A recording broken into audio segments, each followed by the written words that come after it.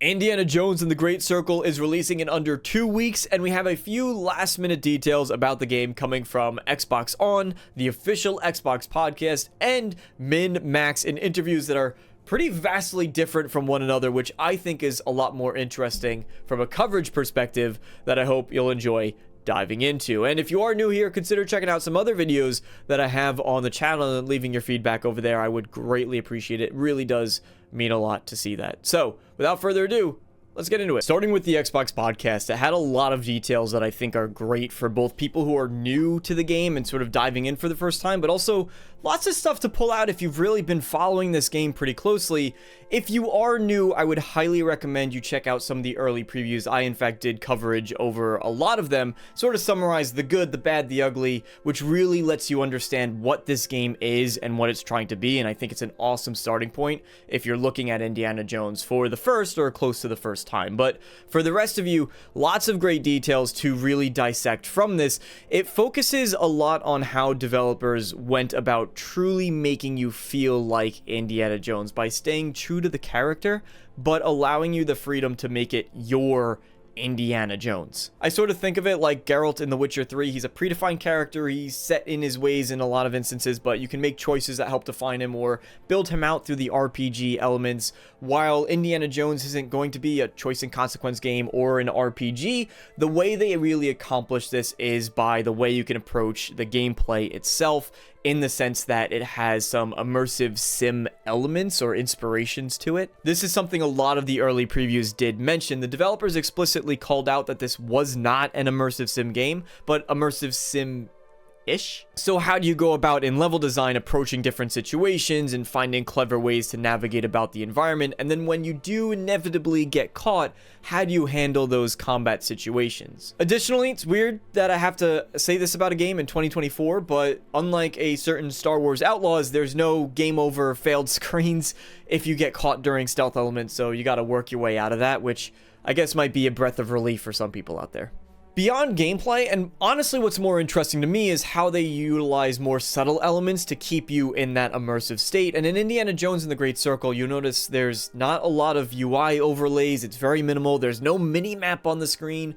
The notes and the missions that you collect and the journals that you find are actually implemented through a notebook system that you physically look through. Of course, there's some UI elements there, but helps to keep you in the experience. And that notebook grows and evolves over time as you continue your adventure. And the map as well. You physically pull out a map, you look down at it, you look up, orient yourself in the world, and then continue on your way there. I wish more games did things like this. It's weird to me that in 2024, it's such a novel concept to have these immersive menu elements in a game, especially if you're a single-player, narrative-driven experience. Developers, take some notes. But one of the elements I have honestly been most curious about are the puzzles in the game. Raiding ancient temples and solving puzzles, to do so is sort of a staple of these types of games in Indiana Jones, but I'm always hesitant of games that are too simplistic.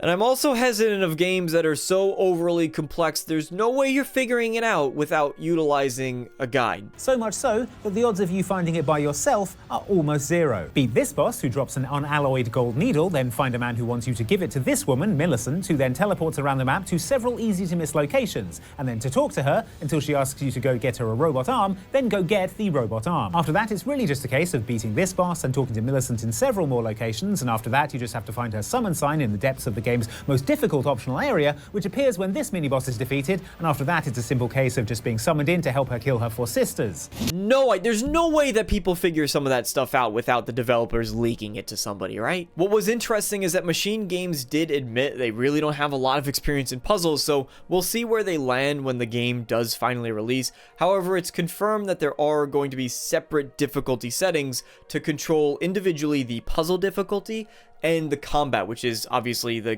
combat and the stealth elements of the game, which I love to see. Presumably, for the puzzles in the form of either more in-game hints, or possibly they might remove or maybe add in sort of the elements flashing in the screen that tells you, hey, you need this item in order to accomplish your objective.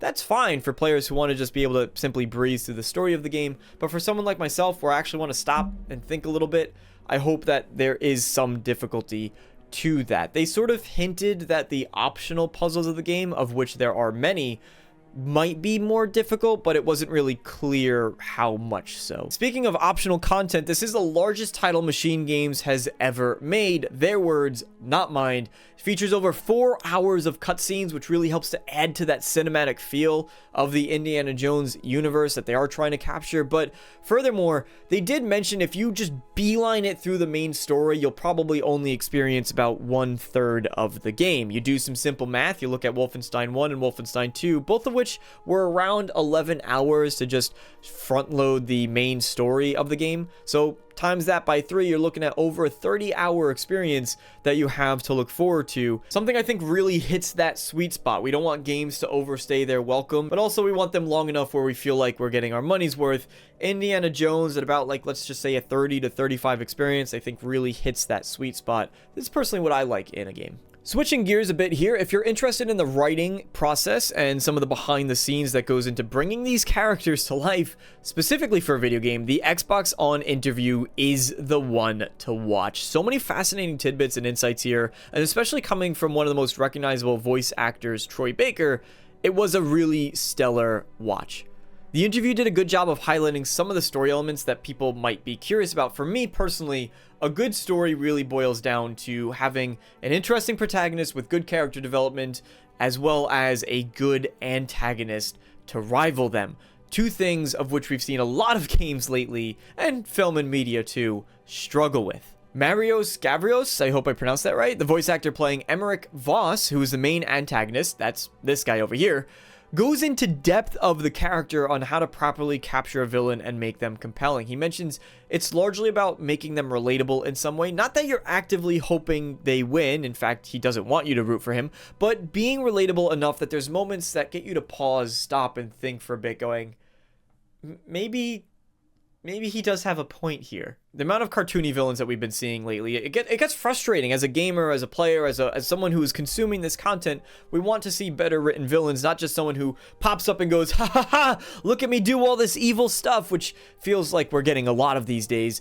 Emmerich Voss is interesting in the sense that Machine Games themselves said it's one of their favorite antagonists that they've ever written. Love to hear it, especially when you look at someone like General Death's Head or General Engel from the Wolfenstein series. I thought they were both very intimidating, very compelling villains that you actively were excited to go up against. And if that is any indication of what we can expect here, we're in pretty good hands as far as Emmerich Voss might go. The rest of the interview dives into the creative process, anecdotes during the development of the game, and if that's interesting to you, again, I can't recommend checking this one out enough. But in order to keep things moving here, because there's a lot to go over, we're going to start jumping into the min-max interview with 141 rapid-fire questions. Why 141 specifically? They sort of answer that. Is it okay to add fake questions to make our YouTube headline a more impressive number of questions? Absolutely. How are you? Fine. How are you? Leo Vader is the one who hosted the interview. To his credit, I genuinely think he is so entertaining to watch, and there were some really, really good, funny questions thrown in here. Is Great Circle Short Round's older brother? No. So if you're looking for a laugh, go check it out. But if you just want to stick to the facts, that's why I'm here, to just suck all of the fun out of it and just keep to the details we're going to be diving into now. One element that is super cool is that the usage of the whip is locational. So if you hit someone's legs, you'll pull them off their feet. Whip someone's hands, they'll drop their weapon, that sort of thing. And yes, you can pick up any weapon that an enemy drops in the game. They do label these mostly as improvisational, meaning that they do have limited use and they're dropped when that's done. But they did reveal that some weapons are tied to the outfits and disguises that you're able to use throughout the game. They didn't go any further than that, so I suspect that the weapons are going to be very similar to the revolver that Indy typically uses. If you're disguised as a German soldier, you'll get a German pistol, that sort of thing. You're not going to be walking around dual-wielding SMGs the way you would in Wolfenstein, so don't get too excited for that part of it. You do have a camera in the game that you use to take photos of the environments and catalog the world, but sorry, ladies and gentlemen, there is no photo mode in the game. And while you do have the camera, there's not even a selfie mode because selfies, they weren't invented yet. What is pretty cool, and a small detail people might not even notice, is that the photos you take are ones that get inserted into your journal. It's not some pre-rendered one, it's actually the photo you took.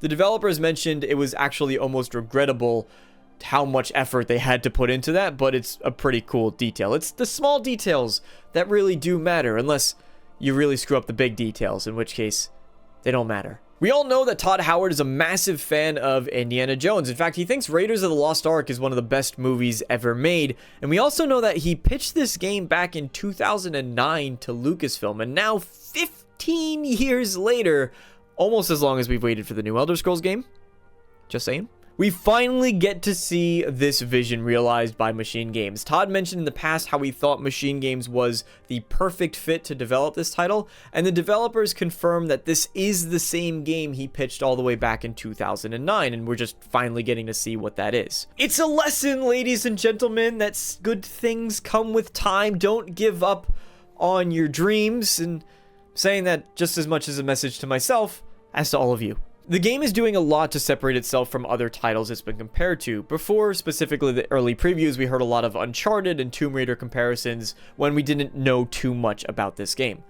The developers specifically emphasize that they're trying to differentiate itself from those other franchises through things like the exploration that's present, the additional puzzles in the game, and the player agency that is allotted during gameplay and combat.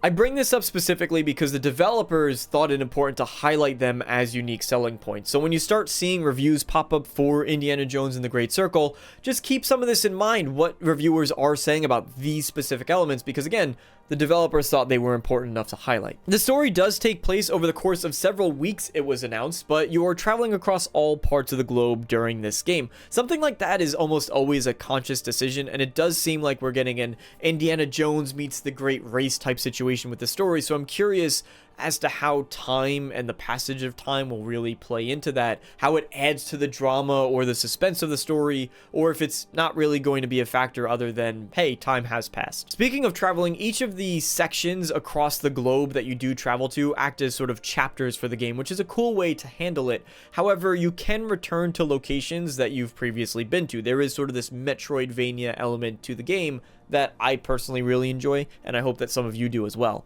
These areas that you'll be able to return to are going to be a combination of open spaces and more linear sections. The developers did confirm there's a combination of both, and it makes me think back to Jedi Survivor actually, which I thought handled it pretty well. I will say personally, I'm more of a fan of the linear segments, and that's also what I thought Machine Games really did well. So I am curious to see how these open areas add to the experience, or if it really sort of throws off the pacing at all. I'm curious to see how well it is done in the final product. And lastly, DLC for the game was briefly touched on. It's already announced that there is pre-planned DLC for Indiana Jones and the Great Circle. It's called the Order of Giants, and it is lumped into one of the deluxe or premium editions of the game that also garners you 3 days early access.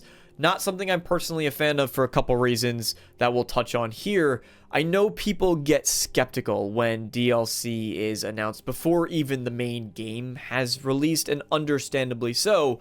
It might harken back, especially because it's lumped in with that early access to, for example, Shattered Space, which a lot of people felt as though was just cut content. It was things that were meant to be in the main game added on and sold back to you later, under the guise that, hey, this is our first expansion, pay more for the premium edition. What was officially mentioned is that it's a heavy narrative-driven experience that fits in well with the main campaign, so not much to go on. And of course, that's about what we should expect. The main focus leading up to launch should be the main game and its launch. But just hopefully it is substantial enough to avoid some of the criticisms that Shattered Space, for example, did receive. So there you have it, all the noteworthy new details coming across multiple different interviews regarding Indiana Jones and the Great Circle. If you found anything here informative, please do leave a like. And again, I encourage you, check out some other videos on the channel. It really does mean a lot to me, and leave your feedback there. I would love to hear from each of you. Thank you guys so much for watching. I hope you all enjoyed. I hope you're looking forward to Indiana Jones and the Great Circle, and I look forward to seeing you all next time. So long, everybody.